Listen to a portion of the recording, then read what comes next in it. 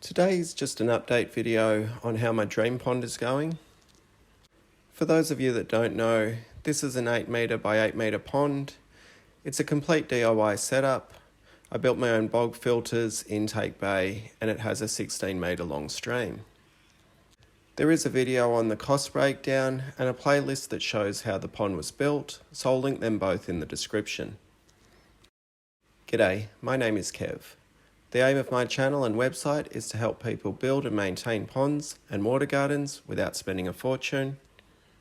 If that sounds like something that interests you, feel free to subscribe and check out my website, Ozponds.com.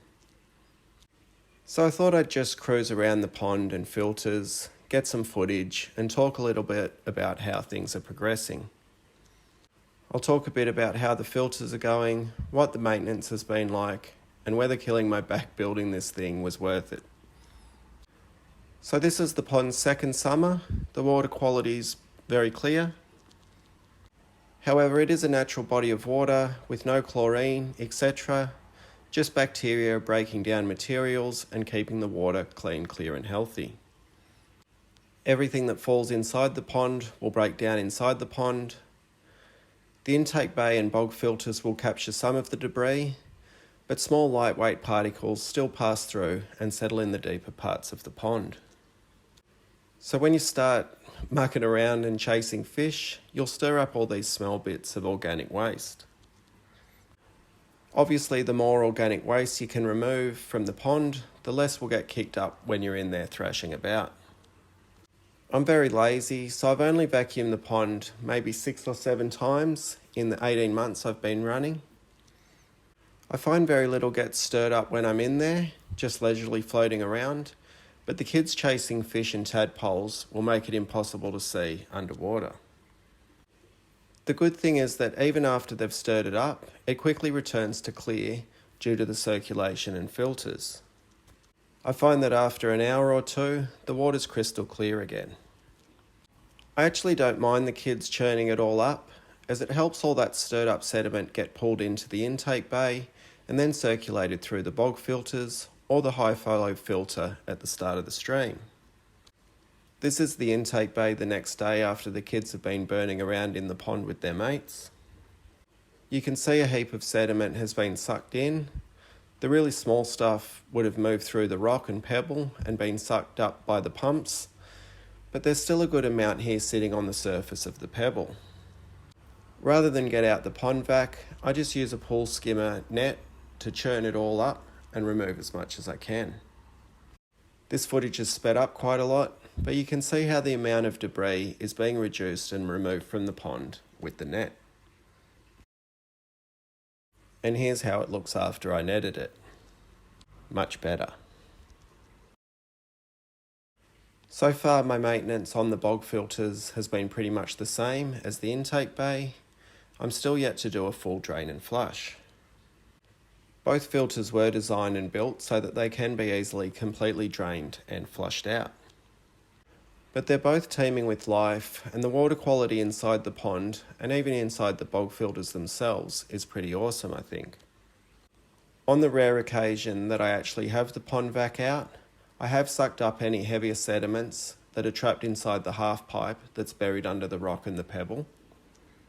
If you're not sure what I'm talking about, if you watch how the filters were built on those videos I've linked, that should help clarify things. So anyway, for the most part, I just net out the sediments that are on top of the pebble in the same way that I do with the intake bay. So far that's worked well, but no doubt eventually I'll need to do a full drain and flush them. If I do, that'll be a future update video. In the bog filters, I have the water lilies in pots so that I can move them around when I'm netting. Plus I don't want heaps of rocks clogging the rock and the pebble. On this larger bog, I have milfoil, bacopa, tassel cord rush and dwarf sweet flag on the margins of the bog. I have very little plants in the middle, again just to avoid clogging the pebble. From time to time I'll thin out the plants to prevent this happening. On the smaller bog, I have basically the same plants, but I had an old tree fern stump that I lay inside the bog. Well, it's decided to start growing. Now I'm a little worried that its roots may clog the pebble, but I just love how it looks, and I want to leave it as an experiment to see what happens. This is a smaller filter, so in the future if it becomes clogged and I need to rebuild it, so be it. Again, if that happens, well, it'll be a future update.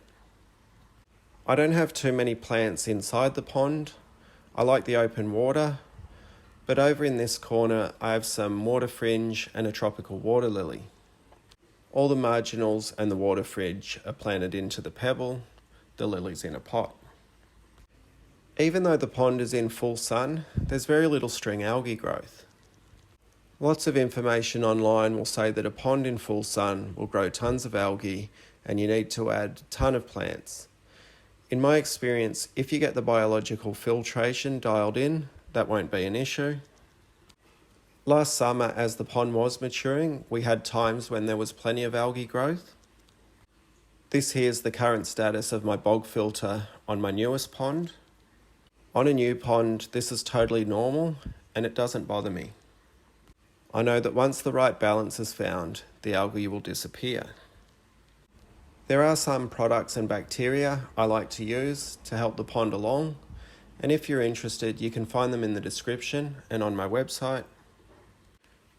The DIY jets I installed are doing well, and I have no issues with them. The stream I think looks quite lovely. The high flow filter works well. I've only removed the sponges twice and rinsed them off since the pond's been going. Again, that's just because I'm lazy. If I did them more often, I could be removing more of the sediment. I'm so glad that I added the stream. It probably adds a bit more to the overall evaporation over summer, but it's worth it in my opinion. Speaking of evaporation, it's not too bad as the pond can naturally fluctuate up and down about 20 centimetres. 20 centimetres across the surface of this pond is quite a bit of water. I also have one of the stormwater pipes from the house connected to the pond, so that if I choose, I can top it up with roof water. During winter and spring, it was unnecessary to open the valve as we had a lot of rain. During that time, the overflow system I put in worked well. The overall landscape is slowly taking shape. It looks quite sparse through here, but I do like to let the trees get going a bit before adding in too much of the understory. As we saw, the newest pond is still balancing out, but doesn't look too bad, although the stream and the bog are full of algae. Again, I'm not panicked, as this is just part and parcel of a new ecosystem. I'll do an update on this pond in the future also. The fish are a bit shy, as the predatory birds have well and truly discovered my yard. And speaking of fish, the dream pond is entirely Australian native fish. I initially stocked it with 10 southern pygmy perch, 20 Murray River rainbow fish, 10 southern purple spotted gudgeons, and I just recently added 15 dwarf galaxias. Well, the southern pygmy perch immediately swam up into the largest bog filter, and they're breeding like crazy. When I had them in my courtyard pond, I remember them as a shy fish. Well, there's heaps in here now, and I see them every time I get in. The rainbow fish did breed last year. So far this year, I haven't seen any fry. It is possible that the pygmy perch are getting them, although I'm pretty sure it was late last season when I noticed all the rainbow fry, so hopefully they will come later. I recently noticed the males picking around at what I think are the eggs. I remember them doing that last year also, just before I saw the fry. The purple spotted gudgeons I've never caught on film.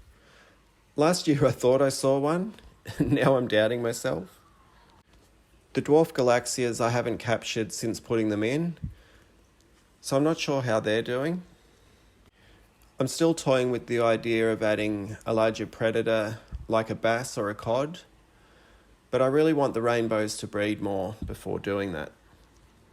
I guess one issue I have is that the rainbows like the surface of the pond, so I'm probably already losing a few to the ducks and heron. I also often get asked about the pumps. Yes, I'm still very happy with them. They're really cheap and efficient. They're variable speed, low volt, and move a decent amount of water. I'll link the ones that I'm using in the description if you want to check them out. Well, I'm so happy that I decided to add this to my front yard. Before it was all just grass with no diversity. Now there's so much going on every day, and it's always changing and should only get better with time. It was certainly worth the hard work and the significant expense. If you have any questions, let me know in the comments and I'll do my best to answer them. I hope you enjoyed this update.